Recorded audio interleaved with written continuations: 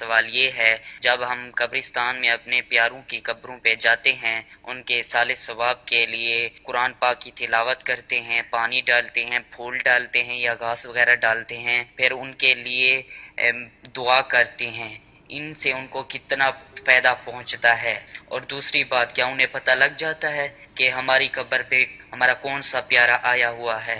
جو کام انہوں نے ذکر کیے ہیں قبرستان جا کے کرتے ہیں، ان میں سے پھول ڈالنا،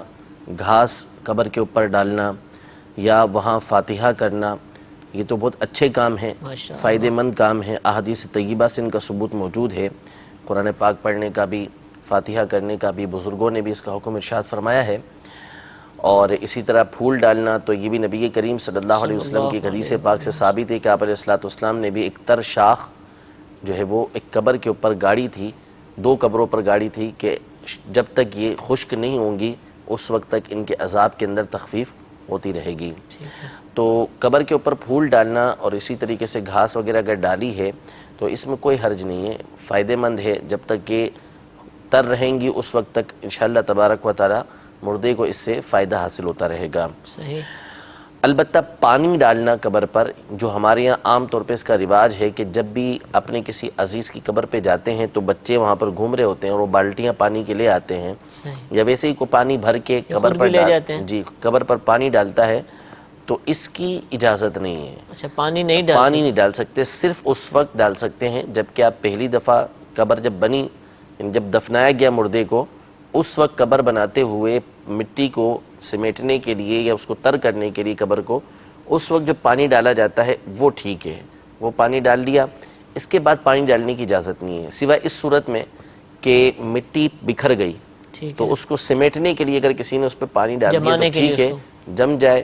اس لیے پانی ڈال دیا تو ٹھیک ہے، لیکن اس کی اجازت نہیں ہے۔ جو ہمارے یہاں رواج ہے کہ جب آتے ہیں ایک ڈول پانی کا ڈال دیا اور اس کو باعث برکت سمجھتے ہیں، تو یہ باعث برکت نہیں، یہ غلط ہے، کیونکہ یہ اسراف ہے۔ پکی رہے گی، پانی ڈالیں گے تو اس سے کچھ نہیں ہوتا۔ اصل میں تصور یہ ہوتا ہے کہ شاید ٹھنڈک مردے تک پہنچتی ہے، ایسا نہیں ہے کہ مردے تک اس کی ٹھنڈک پہنچتی ہو، لہذا یہ فضول ہے۔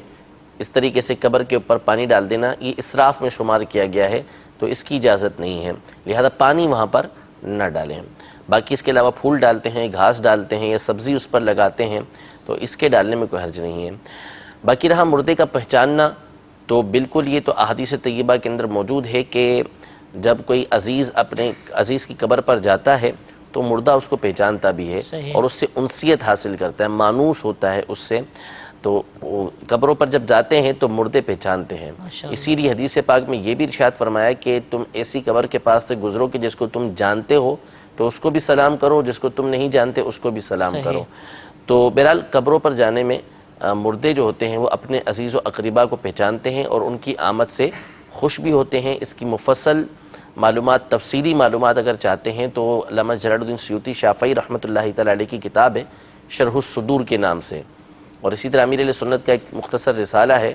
قبر والوں کی 25 حکایتیں، ان دونوں کا مطالعہ فرما لیں، اس میں اس طرح کے واقعات موجود ہیں کہ قبر والے کس طریقے سے مردوں کو پہچانتے ہیں۔ ثواب پہنچنا اہل سنت کا عقیدہ، نظریہ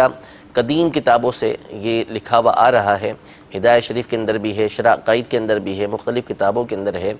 کہ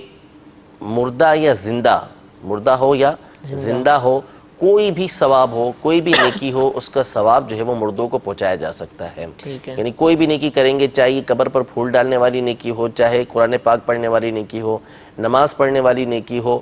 چاہے دنیا سے کوئی رخصت ہو چکا ہو اس کو آپ ایصال ثواب کر رہے ہیں یا زندہ کو آپ ایصال ثواب کر رہے ہیں، اہل سنت کے نزدیک یہ بالکل جائز ہے، اس میں کوئی حرج نہیں ہے اور یہ باعث ثواب ہے اور ثواب پہنچتا بھی ہے۔